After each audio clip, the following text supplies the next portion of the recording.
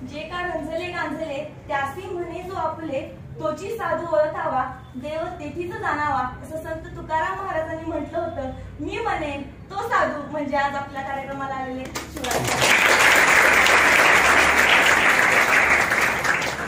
समाजासाठी निस्वार्थीपणानं त्यांनी काम करत आहेत आणि तेच काम आपण करावं असं त्यांना वाटत आहे.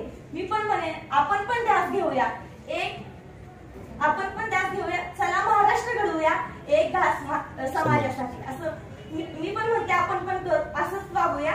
असं म्हणतात की देणाऱ्याने देत जावे, घेणाऱ्याने घेत जावे, घेता घेता एक दिवस देणाऱ्याचे हात घ्यावे. सर देतात, आपण ते घ्यायला नक्कीच तयार असायला पाहिजे. आणि सर, मी तुमच्या भाषणावरून नक्कीच असं सांगेन की यामधले नक्कीच जास्तीत जास्त ऑफिसर होणार आणि जास्तीत जास्त तुमच्या मार्गदर्शनाचा फायदा घेतील.